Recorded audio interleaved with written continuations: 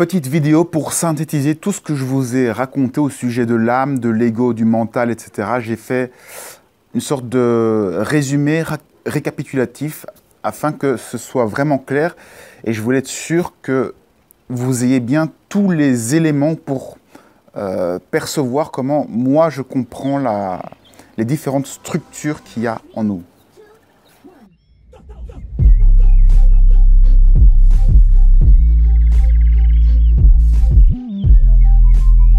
Tout d'abord, on l'a vu, il y a le corps physique. Le corps physique, c'est la forme, l'objet physique que l'on est. On est un véhicule. Un véhicule de matière qui va capter l'information et la transformer avec nos neurones, etc. dans le cerveau. On va transformer des informations du monde matériel en sensations, en mots, et ça va nous permettre de prendre de l'information matérielle, ce que l'on touche, et la transformer, la transmuter en information psychique. On transforme du physique en psychique. Ça, c'est le rôle du corps physique. Le corps humain, pour moi, c'est un transformateur. Ça transforme là où ça passe. C'est un véhicule qui passe, qui transforme les sensations des 5 sens physiques en matière psychique. Deuxième chose, il y a le corps émotionnel. D'abord, je reviens sur le corps physique. Le corps physique, si on doit résumer cela à un principe, c'est un principe de transformation. C'est un transformateur. Donc, corps émotionnel, ici, le principe, ça va être un principe d'attraction. Le corps émotionnel, c'est cette énergie en nous, cette motivation en nous qui va nous pousser à avoir un désir pour faire les choses. Si dans votre vie, vous avez envie de devenir chanteur, eh bien c'est parce qu'il y a quelque chose en vous qui vous pousse vers cela. Et cette chose en vous, sur laquelle vous ne savez pas forcément mettre de mots, eh bien, c'est de l'émotionnel, ça vient du cœur émotionnel, c'est un message, si vous voulez, de votre âme qui passe au travers de votre corps. C'est pour ça qu'on parle d'écouter son corps. L'importance d'écouter son corps, c'est le corps émotionnel qui nous parle. Écouter nos désirs profonds, les désirs qui viennent du cœur et qui sont traduits par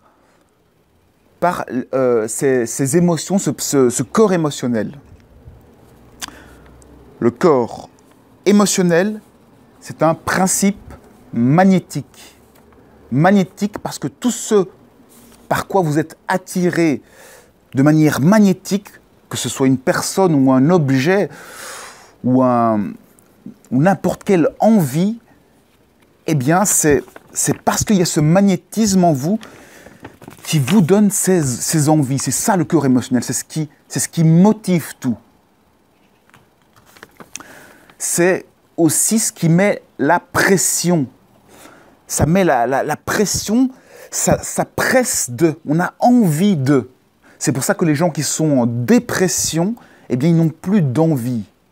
Quand on n'a plus d'envie, on n'a plus de moteur, on n'a plus de désir, c'est presque la mort. C'est quelque chose de très grave, la dépression.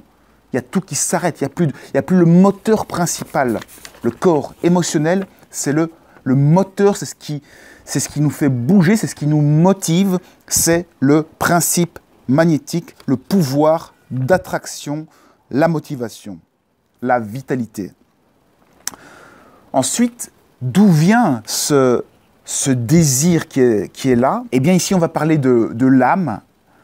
L'âme, ce n'est pas tangible. Les émotions, elles sont entre le tangible, c'est une sensation, mais il n'y a pas vraiment de forme. Donc il y a d'abord le corps, où là c'est une forme très claire, et puis il y a le corps émotionnel, où là c'est de l'entre-deux, il n'y a que dans l'instant présent, finalement, qu'on peut ressentir exactement ce qui se passe, et c'est toujours en mouvement. Le corps émotionnel est toujours en mouvement. Et puis il y a l'âme. L'âme, là, il n'y a pas de forme. C'est localisé nulle part. On ne peut pas dire où est l'âme. De la même manière, on ne peut pas dire où est votre imagination. Ce n'est pas la situer, ce n'est pas local, ce n'est pas un endroit. C'est partout et c'est nulle part. C'est un concept. L'âme, c'est l'idéal de vous-même, c'est votre idéal, c'est vous sans aucune limite. Quelque part, on peut dire c'est Dieu. C'est vous en mode parfait, sans aucune ombre. C'est la lumière totale, c'est vraiment l'idéal. Donc, le principe de l'âme, c'est évidemment le sens. L'âme, c'est ce qui va donner sens aux formes qui vont apparaître. Le sens, ça veut dire quel sens je vais donner, quel objectif je vais donner, comme un GPS qui donne la destination. L'âme, elle va donner la destination là où l'on veut aller.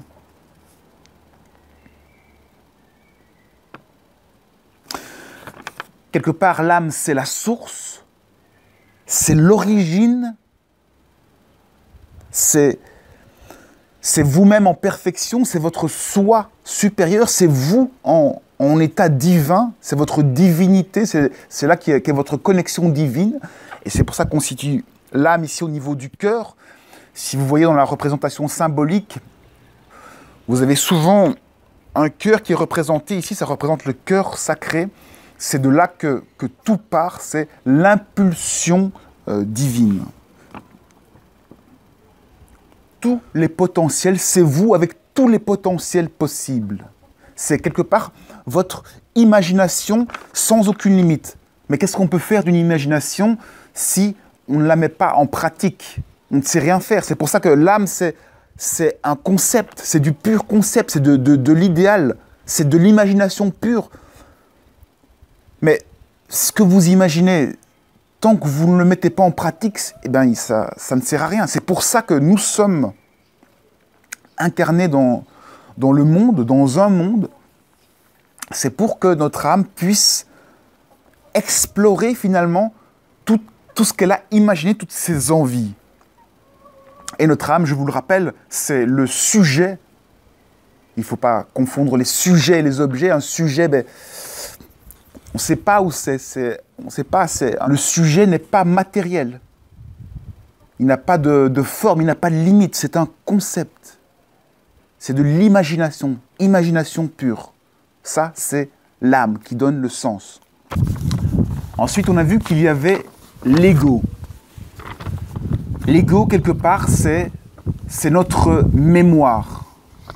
L'ego est né de tout ce que l'on a appris de l'extérieur, de tout ce que l'on a expérimenté, touché, traduit avec nos 5 sens. Donc, en explorant le monde avec notre véhicule, le corps physique, on a créé un personnage psychique, une représentation psychique, une représentation mentale, une carte mentale. Ça, c'est moi, ça, c'est l'extérieur, parce que je le touche, parce que c'est différent de moi.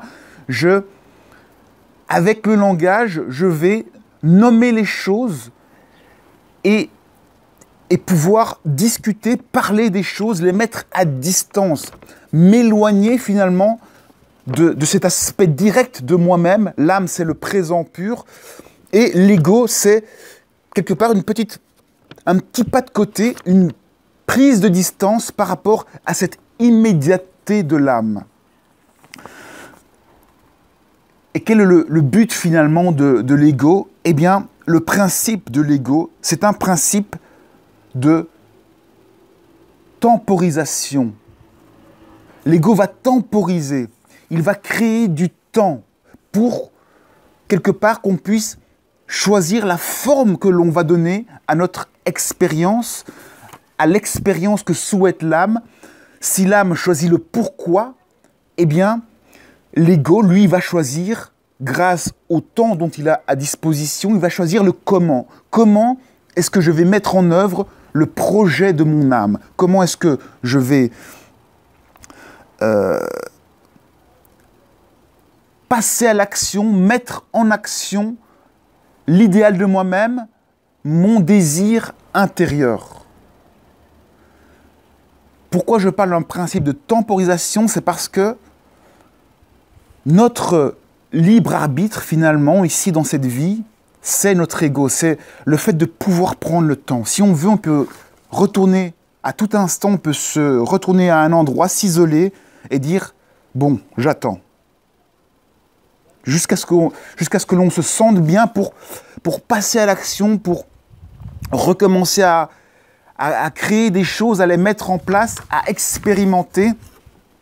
L'ego, c'est vraiment comme un buffer en vidéo. Vous voyez, quand une vidéo se joue, il y a une zone grise qui est la zone où on peut encore changer d'avis.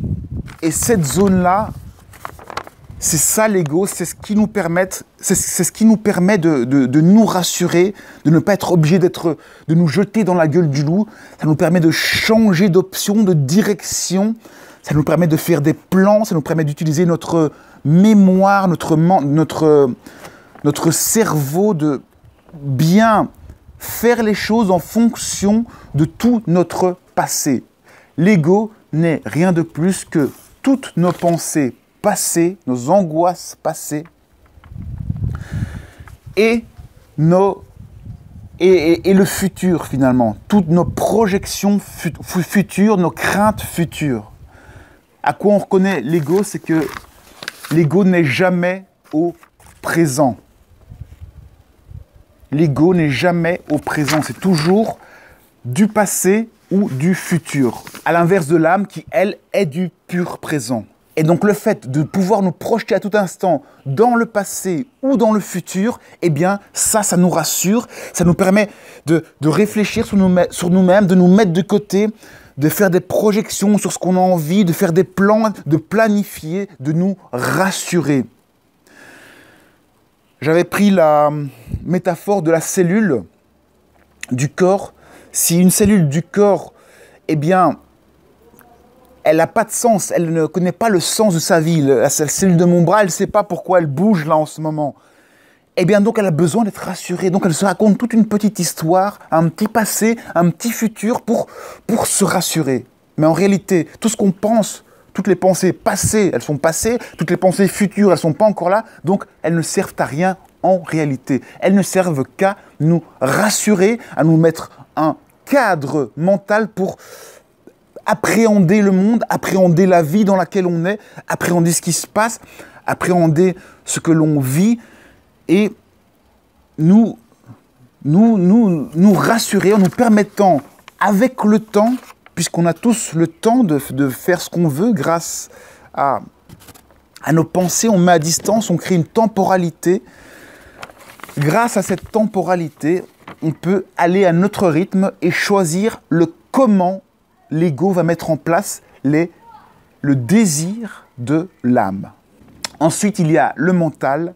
Le mental, là, c'est un principe d'identification. Le mental, c'est le principe d'identification. C'est ça qu'on appelle le « je suis ». On entend beaucoup parler en spiritualité de « je suis ». Eh bien, le mental, il va dire « je suis ». Je suis les pensées. Quand on met notre attention dans nos pensées, eh bien, on met notre mental, parce que mental et attention, c'est la même chose. Quand on met notre attention dans nos pensées, on dit « je suis mes pensées ». Et du coup, ça c'est la plupart des gens, on s'identifie à nos pensées, on pense qu'on est nos pensées, et donc on pense qu'on est le passé ou le futur. Mais on ne sait pas qu'on est le présent.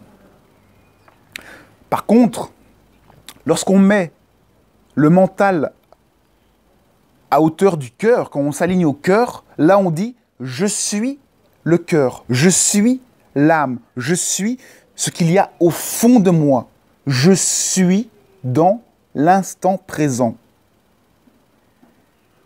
Vous voyez donc que le mental, il se pose là où vous mettez votre attention.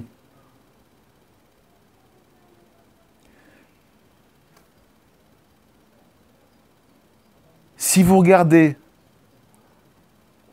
un objet extérieur, une pomme, vous mettez votre attention dessus, eh bien,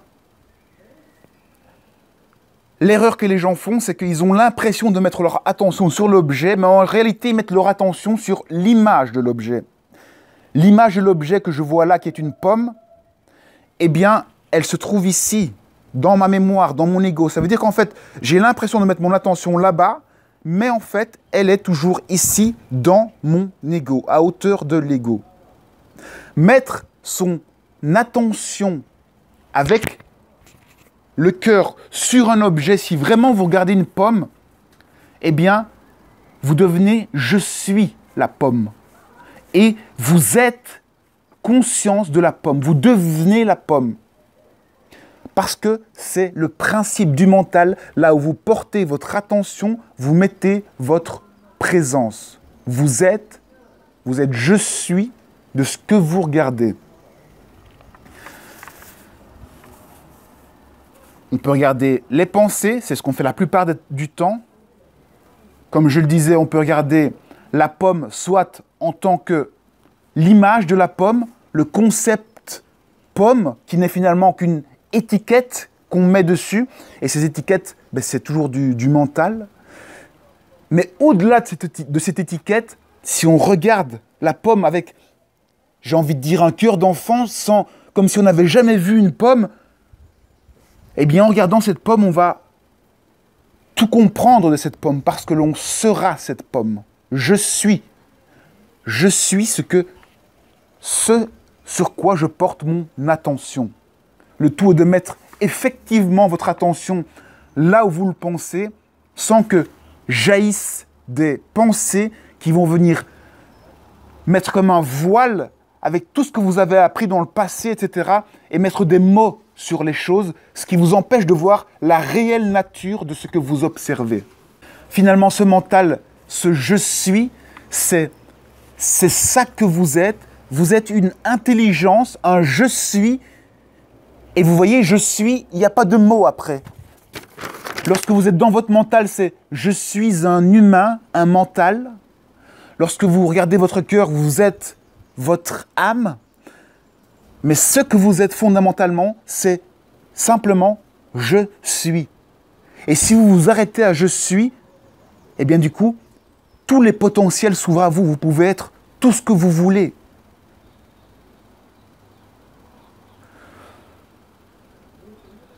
Le réflexe du mental, ça va être de mettre « je suis » et quelque chose.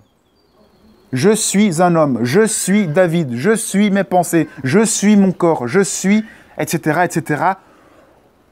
On en rajoute. Et chaque fois qu'on en rajoute, eh bien, on quitte l'instantanéité du présent. Si on reste dans le « je suis », on est au niveau du cœur, de l'âme. Et alors, en restant au niveau de l'âme, eh bien, on grandit en conscience. On donne des formes sans mettre de mots, et on voit de plus en plus qui l'on est, c'est-à-dire finalement notre âme. Notre âme, elle n'a pas de forme, elle n'est que du sens, de l'imagination, et notre mental, lui, il va justement donner forme à tout ce sens de votre âme. C'est quelque part le projecteur de votre âme qui projette au travers avec le prisme de l'ego. Donc c'est au travers tout votre passé et vos projections futures que vous pouvez voir finalement les choses. Si vous n'aviez pas de passé, eh bien, vous n'auriez rien pour juger ce que vous voyez. Donc, votre mémoire, votre ego est indispensable pour colorer, pour donner un goût, une saveur particulière au monde que vous explorez. L'ego est indispensable pour explorer, donner du sens aux choses et avoir un point de vue. L'ego est votre point de vue qui, associé au « je suis », au mental, peut alors du coup créer, s'identifier à des choses ou ne pas s'identifier. En tout cas, vous, grâce à l'ego, vous rendez ce « je suis », ce mental un peu plus conscient, de plus en plus conscient. Plus vous avez d'expérience humaine, plus vous élargissez votre conscience, vos réalisations, plus vous grandissez au niveau du « je suis ». Le but du « je suis », c'est d'arriver à mettre en forme tout ce que l'âme a en abstrait, en sens pur, en imagination. Le mental va mettre en forme votre imagination, votre âme, et plus vous grandissez en conscience, plus la conscience s'élargit, et plus elle va refléter votre âme. L'ego, réflexion, miroir de votre âme. C'est grâce à votre ego, à votre passé, votre futur, que vous pouvez réfléchir, prendre distance, mettre une couleur à une expérience et mettre en forme, en situation, votre âme qui, elle, n'a pas cette possibilité-là puisqu'elle n'est que imagination. Voilà, c'est comme si l'ego, c'était la peinture qui vous permet de peindre et de donner forme à tout, à votre âme qui a ce désir de dessiner plein de choses, et le mental va, lui, décider et découper finalement, c'est un découpeur, le mental va découper ce à quoi il s'identifie. À tout moment, il va pouvoir s'identifier à quelque chose ou pas. Évidemment, le mental va pouvoir ne pas s'identifier, et moins il s'identifie, plus il va pouvoir être. Si on ne dit pas qui on est, eh bien, ça veut dire qu'on peut potentiellement tout être. Dernier point, la conscience. Qu'est-ce que c'est? Eh bien, la conscience, c'est ce qui va observer tout ça. J'ai envie de dire que la conscience, c'est ce dans quoi on est, c'est le tout, c'est l'âme, c'est vraiment le tout. Il faut réaliser que tout ça, ce n'est que des projections, des réflexions, etc. Et donc, la conscience, c'est le tout simplement. C'est l'âme, l'ego, le mental, tout ça rassemblé. Et en même temps, comme tout ça n'est que projection, réflexion de choses qui n'existent pas, il n'y a pas de matière en réalité au final. Donc tout ça finalement n'est qu'une pensée géante. Telle est la conscience. C'est ce tout et ce rien à la fois.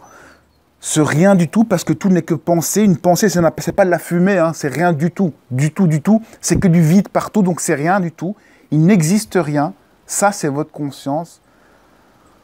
Le jour où vous serez totalement conscient, entre parenthèses, vous l'êtes déjà, mais vous réaliserez cette totale conscience, eh bien là, vous serez au niveau de l'âme qui aura réalisé qui elle est, au travers, grâce à ces expériences dans la forme, la compréhension que tout est miroir de vous-même, que vous vous voyez, que lorsqu'on est aligné à notre âme, tout nous parle, et plus on réalise que tout nous parle, plus on se voit, plus on réalise, et ainsi on grandit en conscience, on grandit, mais comme la conscience, c'est juste de l'imagination, c'est de l'imagination, c'est du vide qui imagine.